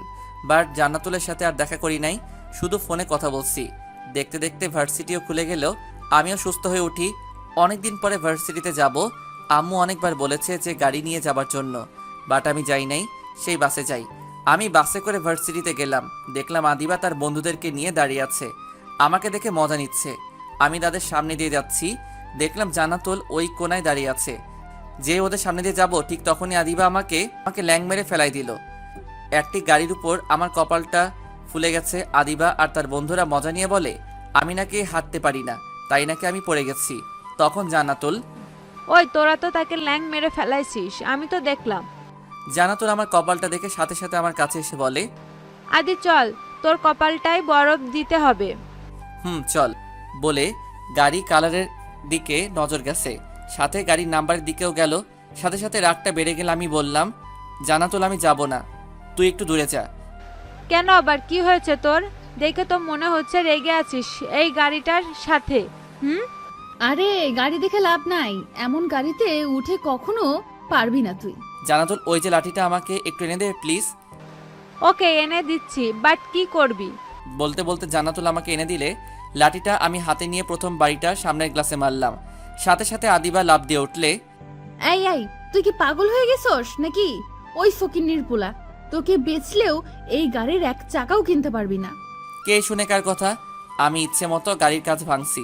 জান্নাতুল আমাকে বাধা দিচ্ছে, বাট আমি কারো কথা শুনছি না। কেউ আমার কাছে আসেও না ভয়ে। আদিবা তার আব্বুকে কল দিয়ে সব বলে, আর আমি এই দিক দিয়ে সব কমপ্লিট করে ফেলাইছি। তখন জান্নাতুল বলে, আদি তুই বাসায় চলে যা, আদিবা তার বাবাকে কল দিছে। আমি শিওর আদিবার বাবা পুলিশ নিয়ে আসবে। প্লিজ আদি চলে যা তুই। আরে পুলিশ আসলে আসবে, বাট আমি কোথাও যাব না। আমাকে যদি ধরে নিয়ে যায় যাক, তুই এত টেনশন করিস কেন? করবো না টেনশন। তোর কোনো আইডিয়া আছে গাড়ির দাম কত হবে? 50 লাখ হবে। আমাকে পুলিশ ধরে নিয়ে যাবে তো যাক, দেখি কোন পুলিশ আমাকে ধরে। বলে জানাতুলের হাত ধরে আদিবার সামনে দিয়ে চলে আসলাম। আর বেচারি বসে বসে কান্না করছে। জানাতুল শুধু চিন্তা করে যাচ্ছে। আমার গাড়ি ভাঙা দেখে সবাই অবাক। কিছুক্ষণ পরে ভার্সিটিতে পুলিশের গাড়ির সাথে একটা ভদ্রলোক ও আদিবা দৌড়ে গিয়ে ভদ্রলোককে আমাকে দেখিয়ে দিল। লোকটা আমার কাছে এসে আমার গালে 2টা চড় মেরে বলে, তুমি জানো এই গাড়িটা আমার মেয়ের খুব পছন্দ গাড়ি ছিল, কিছুদিন আগে শোরুম থেকে কিনে দিলাম, আর তুই সেই গাড়িটা নষ্ট করে দিলি। বলে আমার কলারটা ধরে নিয়ে গেছে পুলিশের কাছে। কিরে তুই মাস্তানি শুরু করছো? আজ বুঝতে পারবে মাস্তানির ফল কি হয়। স্যার, আদির কোনো দোষ নাই। আদিবা তো আদিকে ল্যাং মেরে ফেলায়, আর আদির কপালটা ফুলে যায়, তাই রাগের বসে সে এইটা করে বসে। ওই মেয়ে, যাও এখান থেকে যাও। বলে জানাতুল করে পাঠিয়ে দিলে আর আমাকে বলে, তোর বাড়ির নাম্বারটা দে, কল দেই। বাড়ির নাম্বার দিয়ে কি হবে বলেন? আমি যা করছি তা ঠিক কাজটাই করছি অফিসার। চুপ কর। সাথে ভদ্রলোকটা বলল, কি এমন করেছে ছোট লোকটা? আমার মেয়ের শখের জিনিসটা নষ্ট করে দিছিস, তাকে নিয়ে চলেন। কি হলো, দে নাম্বার। আমি কিছু না বলে আমার ফোনটা বের করে ডিআইজি আঙ্কেলকে কল দিয়ে পুলিশ অফিসারের কাছে দিলাম। তখন পুলিশ অফিসার, ওই তুই কে রে? তাড়াতাড়ি করে গাড়ির জরিমানা নিয়ে ভার্সিটিতে চলে আয়, আর না হয় তোদের সবাইকে ধরে নিয়ে এমন মামলা দিব আর কখনো বের হতে পারবি না। ওই তুমি কে? আমি ডিআইজি বলছি। তুমি কোন থানার পুলিশ অফিসার? পুলিশের হাত থেকে ফোনটা পড়ে যাচ্ছে। মাটিতে পড়ার আগে ফোনটা আমি ধরে নিলাম। আর আমি ডিআইজি স্যারের সাথে কথা বলছি। ডিআইজি বলে, কি নাম অফিসারের? আমি নামটা দেখতে যাব, তখন দেখি হাত দিয়ে নামটা আড়াল করে ফেলায় আর বলে চোখে ইশারায় সরি। আমি ডিআইজি আঙ্কেলের সাথে কথা বলে ফোনটা রাখলাম। আমি যে থানায় মামলা করছি ওই থানায় ওসিকে ফোন দিয়ে বলি ভার্সিটিতে আসার জন্য। কিছুক্ষণ পরে চলে আসে 2 ওসি। একটু দূরে গিয়ে কথা বলে কথা শেষ করে চলে আসলে, এই গাড়িটা আপনার মেয়ে চালায় তাই না? ডিআইজি ওসি সাহেব। কয় তারিখে কিনে দিছেন? 7 তারিখে। সাথে সাথে পুলিশ আমাকে ছেড়ে দিয়ে আদিবা ধরে ফেলে। তা দেখে তো সবাই অবাক। ভদ্রলোক বলে, এই কি হচ্ছে? মামলা করলাম, আমি আপনাকে আনছি আমি মাস্তানকে ধরার জন্য, বাট আপনি আমার মেয়েকে ধরেছেন, মানে কি? আপনার মাথা ঠিক আছে তো? আপনার মেয়ের নামে মামলা হয়েছে 7 দিন আগে, মার্ডার মামলা। এই ছেলেটাকে মারার চেষ্টা করেছিল, এই ছেলের জন্য বেঁচে যায়, বাট তার হাতের সমস্যা হয়, তাই ছেলেটা রাগে বসে গাড়িটার গ্লাস ভেঙে। এখন আমরা আপনার মেয়েকে ধরে নিয়ে যাব যতক্ষণ না মামলা তুলছে। ভদ্রলোক তার মেয়েকে জিজ্ঞেস করে যে পুলিশ যা বলছে তা কি ঠিক কিনা। আদিবা আমতা আমতা করতে শুরু করে। তাতে ভদ্রলোক বুঝে যায়। আমার কাছে এসে বলে, বাবা তুমি আমার ছেলের মতোই, ওই সময় তোমার গায়ে হাত তুলেছিলাম, সরি বাবা, আমাকে ক্ষমা করো, না বুঝে তোমাকে একটা থাপ্পড় দিলাম। আরে আঙ্কেল, ক্ষমা চাইতে হবে না, আপনি তো বলছেন যে আমি আপনার ছেলের মতো। তখন লোকটা বলে, আমার মেয়েটাকে আমি মানুষ বানাতে পারি নাই বাবা, মামলাটা তুলে ফেলাও, যদি টাকা লাগে তাহলে আমি আপনাকে টাকা দেব। তখন একটা ওসি এসে বলে, ওই যে মিস্টার, আপনি কাকে টাকা গরম দেখাচ্ছেন? জানেন কে উনি, কার ছেলে?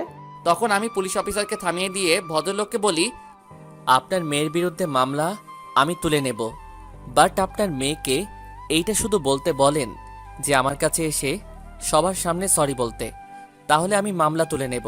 তখন আদিবার বাবা, ওকে তোমাকে সরি বলবে।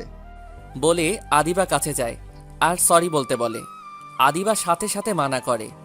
আদিবার বাবা সাথে সাথে একটা থাপ্পড় মেরে বলে, যাও বলছি ছেলেটার কাছে সরি বলো। আদিবা রাগে ফুলে আছে। আমার সামনে এসে আমাকে সরি বলে। আমি কিছু না বলে দাঁড়িয়ে আছি। আদিবা আমার সামনে থেকে চলে যায় আর আমি পুলিশকে বলি মামলাটা আমি তুলে নিলাম, সব এখানে শেষ। বলে পুলিশ চলে যায়। তখন জান্নাতুল, ওই আদি, বুঝলাম না কি থেকে কি হলো, আমাকে একটু খুলে বলতে কি হয়েছিল এতক্ষণ? আদিবা যে কিনা এত অহংকার মনের মধ্যে, সে মেয়ে তোকে সরি বলতে বাধ্য হয়েছে? এত কিছু জানতে হবে না তোর, এখন চল ভিতরে যাই, ক্লাসের সময় হয়ে গেছে। চলে, বাট আজকে কোনো কিছু আমি বুঝলাম না, কি হলো? আগে চল ক্লাস করে নেই, তারপরে না হয় একদিন জানাবো। বলে ক্লাসে চলে আসলাম। সবাই আমাকে দেখে চুপ হয়ে গেছে। আমি আমার সিটে বসে পড়লাম। এর মধ্যে স্যার চলে আসলে স্যার এসে আমাকে বলে, আদি তুমি দাঁড়াও তো। আমি দাঁড়িয়ে গেলাম। তখন স্যার বলে, কি হয়েছে আজকে তোমার আর আদিবার মধ্যে একটু বলবা? আর গাড়িটা কেন নষ্ট করছে তারা? স্যার পরীক্ষা যেদিন শেষ হয় সেই দিন আমাকে একটা গাড়ি ধাক্কা মারে। তখন ক্লাসের সবাই অবাক। তখন আমি আবারও বলতে থাকলাম, যখন আমাকে ধাক্কা মারে তখন আমি অল্পের জন্য বেঁচে যাই, বাট আমার হাত মচকে যায়। তার জন্য আমি 1 সপ্তাহ শুধু বিছানায় ছিলাম। 1 সপ্তাহ পরে আমি ঠিক হই, বাট আমার আব্বু তখন পুলিশকে কল দেয় আর মামলা করে। আমি ওই গাড়ির নাম্বার আর কালারটা আমার মনে ছিল, তার উপর ভিত্তি করে আমার মামলাটা নেওয়া হয়। আজ যখন আমি ভার্সিটিতে আসি, এখন আদিবা দাঁড়িয়ে আছে। আমি যখন তার সামনে দিয়ে যাচ্ছি তখন সে আমাকে ল্যাং মেরে ফেলায় আর আমার কপালটা ফুলে যায়। আর যখন দেখলাম ওই গাড়িটা, তখন থেকে আমার পুরা মাথা গরম হয়ে যায় আর রাগের বশে তার গাড়িটা নষ্ট করে ফেলাই। তারপরে কাহিনীটা সবাই দেখছে। আচ্ছা বাদ দে, এখন সবাই মনোযোগ দিয়ে বোর্ডের দিকে তাকাও। আমরা সবাই স্যারের কথা শুনছি। হঠাৎ করে জান্নাতুল আমাকে কলম দিয়ে খোঁচা মেরে বলে, ওই কুত্তা, এত বড় একটা দুর্ঘটনা ঘটে গেল, আমাকে জানালে না কেন? আরে এমনি জানাই নাই। আদিবাকে একটা শিক্ষা দেওয়া দরকার। বাপের টাকা বেশি, অহংকারী দেখায়। তার বাপের টাকা আছে তাই দেখায়, তাতে তোর সমস্যা কই? যাক বাবা, যার জন্য করি চুরি সেই বলে চোর।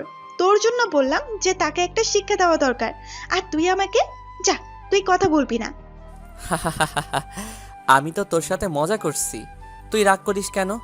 আরে আদিবাকে শিক্ষা দেওয়া আমার দরকার নাই। একদিন সে তার নিজের সব ভুল বুঝতে পারবে। সামনে তাকিয়ে দেখি স্যার আমার সামনে। কি এটা কি গল্প করার জায়গা নাকি? যাও, এখন ক্লাস থেকে বের হবে, তোমরা দুজনে যাও। জি স্যার বলে জান্নাতুলকে নিয়ে বের হলাম আর বললাম, তোর জন্য স্যার ক্লাস থেকে আমাকে বের করে দিছে। বারে, আমি কি করছি? আমি যদি বলি তোর জন্য আমাকে বের করে দিছে? আমার জন্য তোকে বের করছে কুত্তা। তুই তো আগে আমাকে খোঁচা মারছত। আমি তোকে খোঁচা মারছি? তুই কথা বললি কেন? তুই কথা না বললে আমাদেরকে আজকে ক্লাস থেকে বের করতো না। ওরে সাতচুন্নি, তুই খোঁচা মারবি আর আমি চুপ করে থাকবো না? থাকবে, তুই চুপ থাকবি কুত্তা। আমি কুত্তা হইলে তুই সাতচুন্নি। আদি, বাসা যেতে হবে রে আমার এখন। কেন, আজকে তোকে ছেলেপক্ষ দেখতে আসবে নাকি? আরে না, আব্বুর শরীরটা ভালো না, তাই যেতে হবে রে। ওকে যা। জান্নাতুলকে একটা রিকশায় তুলে দিলাম আর আমি বাসে করে বাসায় চলে আসলাম।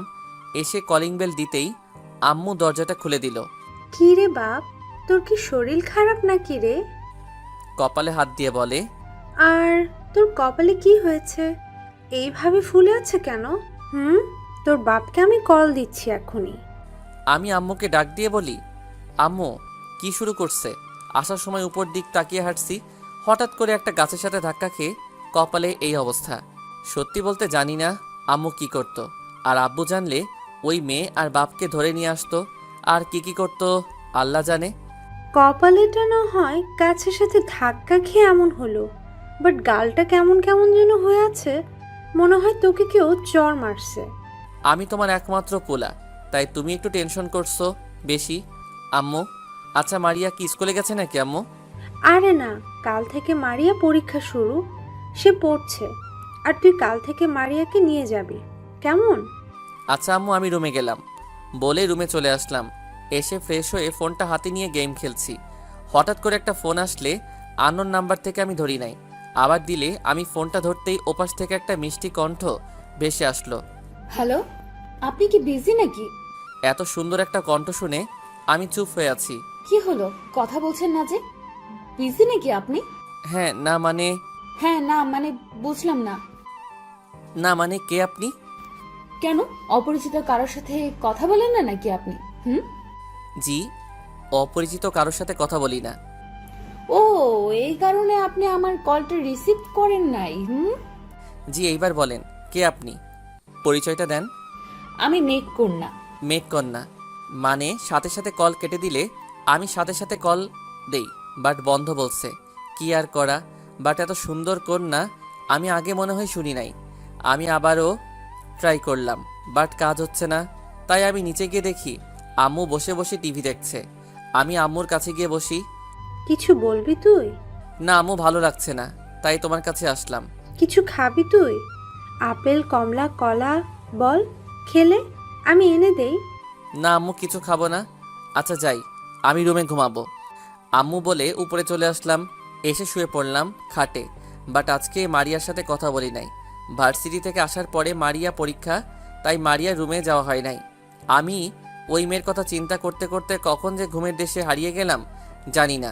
স্বপ্নের মধ্যে ও একটা মেয়েকে দেখতে পেলাম, বাট শুধু পিছনটা, সামনে দিয়ে মুখটা দেখা যাচ্ছে না। আমি যখন তাকে জিজ্ঞেস করি কে তুমি, তখন সে বলে আমি মেঘকন্যা, আর কণ্ঠটা পুরা সেম। আমি সাথে সাথে দৌড়ে তার সামনে যাই। তার মুখখানা দেখা যাচ্ছে না, তার চুলগুলো বাতাসে উঠছে। আমি চুলগুলো সরাতে যাবো, ঠিক তখনই আমার ঘুমটা ভেঙে গেলে আসলে ঘুমটা ইচ্ছে করে ভাঙি নাই, আমার ঘুমটা জোড়া করে ভাঙছে, মানে আমার বোন মারিয়া। আমি বললাম মারিয়া বলে রাগে মাথা চিল্লান দিলাম। তখন সাথে সাথে আম্মু বলে কি হয়েছে বাপ? তোমার মেয়ে আমার এত সুন্দর স্বপ্নটা ভেঙে দিছে, কি করতে মন চাই জানে এখন? এই জন্য এত বড় চিল্লান দিতে হয়? তোর আব্বু তো ভয় পেয়ে গেছে, আসতে চাইছিল, আমি